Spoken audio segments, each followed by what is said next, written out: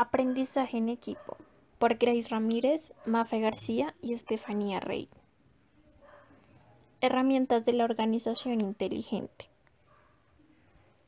Para lograr con éxito una organización inteligente se requieren 5 disciplinas. Primero, el pensamiento sistémico. Segundo, el dominio personal. Tercero, los modelos mentales. Cuarto, una construcción de la vida compartida. Y quinto, el aprendizaje en equipo, que es de lo que hablaremos el día de hoy. ¿Qué es el aprendizaje en equipo? De acuerdo al libro de la quinta disciplina, podemos reducirnos a que el aprendizaje en equipo es un tema exhaustivo y es la disciplina central de referencia de la organización inteligente, cuyo objetivo es evaluar cada una de las etapas del desarrollo en equipo para las oportunidades, amenazas y estrategias. Además, durante ese proceso, alinearse y desarrollar capacidades de un equipo para crear los resultados deseados.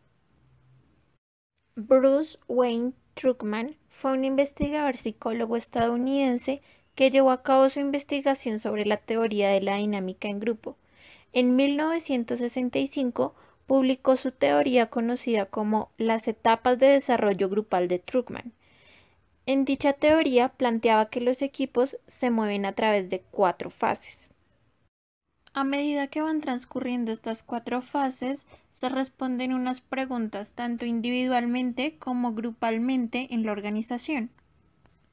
La primera etapa, el forming, que se refiere a formar, constituir o iniciar. Esta etapa se caracteriza por una gran incertidumbre sobre el propósito, la estructura y el liderazgo del grupo. En esta etapa, el equipo va a discutir su propósito, va a definir, va a designar tareas, va a establecer plazos y comienza a formar relaciones entre los individuos. La segunda etapa, llamada storming, que se refiere a atacar, es la etapa de conflicto, ya que los miembros que están en el equipo aceptan la existencia de un grupo de personas que van a poner restricciones y cada uno comienza a imponer su individualidad. Se niegan algunos a que exista una jerarquía de liderazgo y por eso es conocida como la etapa de conflicto. Básicamente en esta etapa los miembros del equipo van a aclarar sus objetivos y a la vez aclarar la estrategia con la que van a lograr esos objetivos.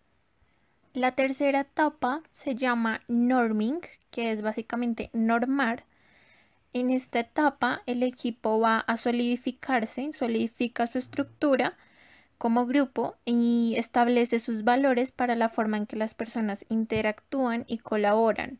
Es decir, van a asimilar el conjunto de expectativas en común que poseen. Y por último pasamos a la cuarta etapa, que es la etapa del performing, que se trata de actuar. Esta etapa es la etapa del desempeño. En este punto, la energía de los participantes e integrantes del grupo ya no se va a dirigir a conocerse y entenderse entre sí, sino que se va a dirigir totalmente a realizar la tarea que los unió, la tarea que los ocupa. En esta etapa, los miembros del equipo tienen relaciones productivas y son capaces de comunicarse y coordinar de manera eficiente y eficaz. En cada una de las etapas hay cuestiones individuales y cuestiones de grupo, es decir, preguntas que se resuelven a nivel personal y a nivel de grupo. Responder a estas preguntas nos va a llevar a que cada una de las etapas sean más eficaces, más eficientes y a la hora de culminar estas 4 etapas tengamos un resultado mucho más eficaz. A continuación vamos a observar un video más específicamente de unos pianistas para observar un ejemplo de las 4 etapas que acabamos de estudiar. En el video va a ir señalando cada una de las etapas a medida que vayan sucediendo.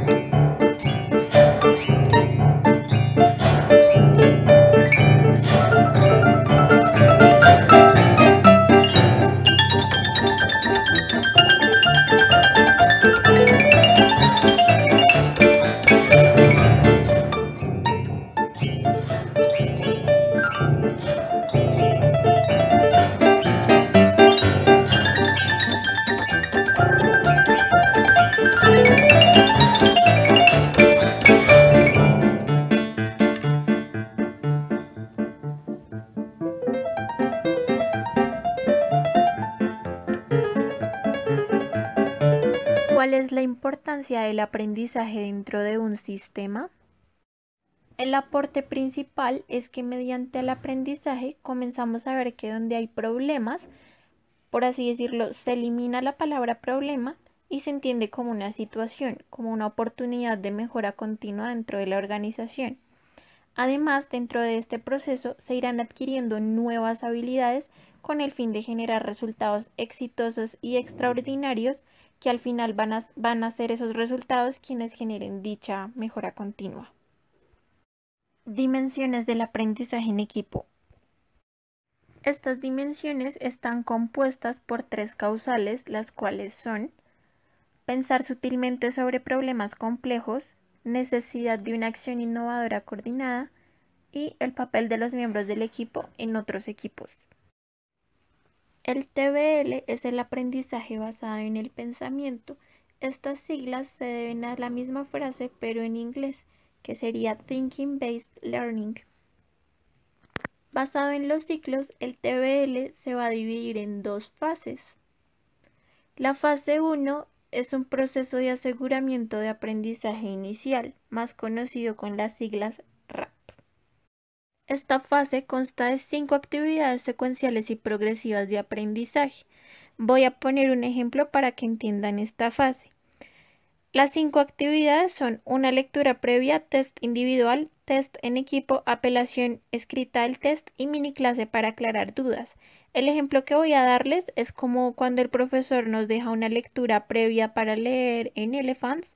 Entonces la leemos, nos hace un quiz individual, nos hace un quiz grupal, por así decirlo, si el profesor lo hiciera. Nos da las notas de cómo nos fue en el quiz y hace una clase para aclarar dudas que tengamos acerca del quiz. La fase 2 consta en relacionar el proceso de aseguramiento del aprendizaje inicial, es decir, lo que aprendimos en la fase 1 lo vamos a relacionar con la fase 2. La fase 2 son unas actividades de aplicación más conocidas como las 4 S. Cada S tiene una actividad asignada. Voy a poner un ejemplo en la que van a aplicar las 4 S.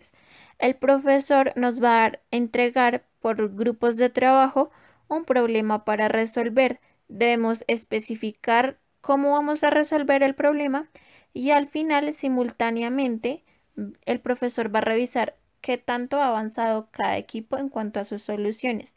Ahí están aplicadas las 4 S que pueden ver en pantalla. Y ya para finalizar, ¿cómo podemos fomentar el aprendizaje en equipo, la práctica de dicho aprendizaje?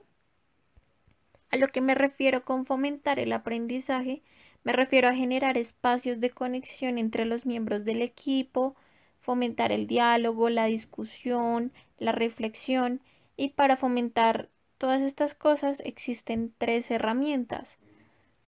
La primera de ellas es las plataformas de reflexión. Estas plataformas nos van a servir para analizar tendencias sobre un tema en específico. Una vez se haya recogido toda esa información, lo que va a hacer es que nos va a servir para alimentar la creatividad de todos los equipos en el proyecto. Cabe aclarar que el tema en específico a estudiar debe ser alrededor del proyecto que se quiera realizar. La segunda herramienta son los espacios y tiempos para pensar. Generar estos espacios lo que va a hacer es crear un proceso en el cual se van a alinear y desarrollar las capacidades de todos y asimismo de uno como equipo para crear los resultados deseados, es decir, exitosos. Y la tercera herramienta es generar una cultura de diálogo y conversación. Es decir, que cada uno pueda aportar sus ideas, que la organización pueda contar con medios como un blog, habilitar espacios de trabajo, hacer reuniones, tener las instalaciones atractivas, que las personas se puedan sentir cómodas en trabajando, pensando, elaborando soluciones para dicho proyecto. Y básicamente eso fue todo. Muchas gracias por su atención, por escucharme. A continuación vamos a realizar una actividad y lo que tienen que hacer es pues ingresar a Kahoot y loguearse con el siguiente PIN.